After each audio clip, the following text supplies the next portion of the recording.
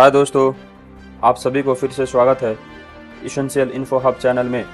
आज हम बात करने वाले हैं 12वीं के बाद भारतीय रेल में नौकरी पाने का सुनहरा मौका। जाने योग्यता, सैलरी और आवेदन प्रक्रिया। 16 अप्रैल 1853 वो ऐतिहासिक दिन जब देश में पहली बार पैसेंजर ट्रेन दौड़ी थी। इस दिन को 175 साल से ज़्यादा समय गुजर चुका है और आज 2025 में हर रोज़ औसतन करीब 2 करोड़ मुसाफिर रेलवे में सफ़र करते हैं। है ना लम्हा सफ़र। लेकिन आज बात मुसाफिरों की नहीं, जॉब की करते हैं। भारतीय रेल की टैग लाइन है life line to the nation, लेकिन इसे जॉब लाइन भी कह सकते हैं क्योंकि भारतीय रेल की गिनती भारत में सबसे ज़्यादा सरकारी नौकरी देने वालों में आती है। इसमें काम करने वालों की तादाद करीब 12 लाख है। आइए अब बात करते हैं हर साल इसमें नौकरी के कौन से मौके बनते हैं। भारतीय रेल दुनिया में सबसे ज़्यादा नौकरी देने वालों में से एक है। Ticket collector, commercial apprentice, assistant loco pilot, RPF constable. इसके अलावा दूसरे पद भी हैं जो रेलवे में हैं और उन पर नियमित रूप से मौके बनते रहते हैं। जाहिर है ये नौकरियां अलग अलग एजुकेशन क्वालिफिकेशंस के आधार पर मिलती है। भारतीय रेल में नौकरी पाने के लिए कैंडिडेट को रेलवे रिक्रूटमेंट बोर्ड आरआरबी या रेलवे रिक्रूटमेंट सेल आरआरसी के जरिए अप्लाई करना होता है या फिर पोस्ट के हिसाब से होने वाले कंपटीशन से एग्जाम को पास करना पड़ता है। लेकिन सिर्फ 12वीं पास करने के बाद भी इंडियन रेलवे में एक बेहतरीन करियर शुरू किया जा सकता है। कैसे, आइए जानते हैं। अभी रेलवे में 12 से 13 लाख अस्थायी कर्मचारी काम कर रहे हैं। साल 2014 से 2024 के बीच रेलवे ने 5 लाख से ज़्यादा भर्तियां की। उससे पहले साल 2004 से 2014 के बीच रिक्रूटमेंट का ये नंबर 4.11 लाख था। लेकिन आज की बात करें तो रेलवे में ग्रुप सी के करीब 2.74 लाख पद खाली है। ग्रुप सी से मतलब है सुपरवाइजर, टेक्निकल और नॉन टेक्निकल ऑपरेशनल पोस्ट जैसे स्टेशन मास्टर, लोको पायलट या ट्रेन चलाने वाले ड्राइवर, जूनियर इंजीनियर और क्लर्क के पद। रेलवे को 18 जोन में बांटा गया है, जैसे नॉर्दर्न, वेस्टर्न, सदर्न और ईस्टर्न रेलवे, और इन जोन को कई डिविजन्स में बांटा जाता है। इन जोन में भर्तियां टेक्निकल एग्जामिनेशंस, मेडिकल, ऑपरेशनल और रेलवे प्रोटेक्शन फोर्स आरपीएफ जैसे विभागों में होती है। आइए अब बात करते हैं रेलवे की नौकरियों को मुख्य रूप से 4 ग्रुप में बांटा जाता है। रेलवे में अलग अलग शैक्षिक योग्यता और स्किलिंग के आधार पर नौकरियों के कई अवसर होते हैं। रेलवे में अलग अलग शैक्षिक योग्यता और स्किलिंग के आधार पर ग्रुप ए, बी, सी और डी की नौकरियां निकलती है। ग्रुप ए यूपीएससी एग्जाम के जरिए, जैसे Indian railway traffic service, account service, engineer service.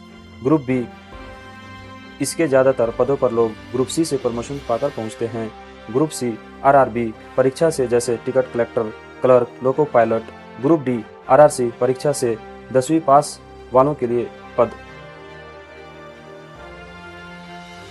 ज़्यादातर कैंडिडेट ग्रुप सी और डी के पदों के लिए अप्लाई कर सकते हैं। 10वीं और 12वीं क्लास पास करने वाले बच्चों के लिए इन दोनों ग्रुप में पोजीशंस बनती हैं।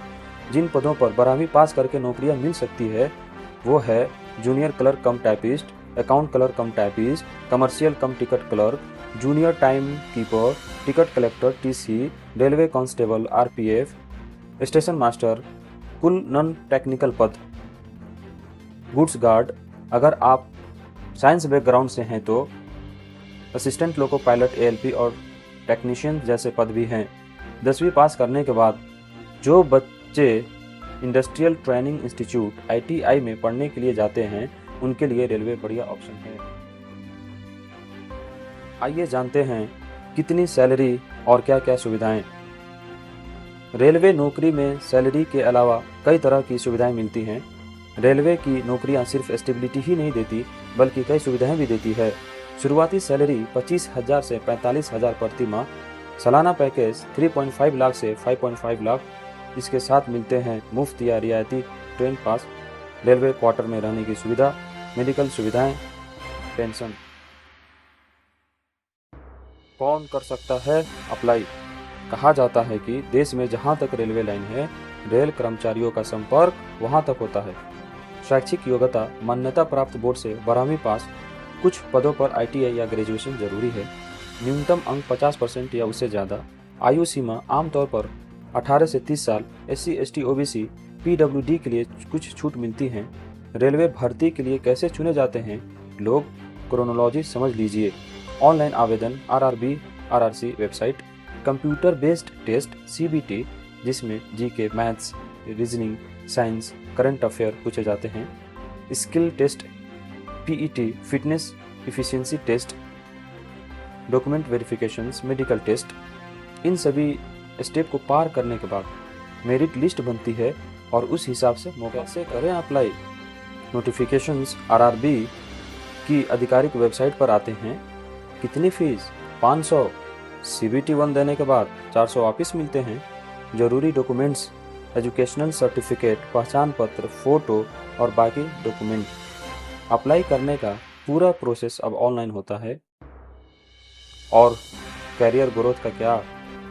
रेलवे में जॉब का सबसे बड़ा फायदा है प्रमोशंस और स्टेबिलिटी। क्लर्क से लेकर स्टेशन मास्टर तक प्रमोशंस का रास्ता खुला रहता है। ALP से लोको पायलट से सीनियर लोको पायलट तक प्रमोशंस हो सकता है। रेलवे कांस्टेबल से इंस्पेक्टर तक प्रमोशंस होता है। किन बातों का ध्यान रखें?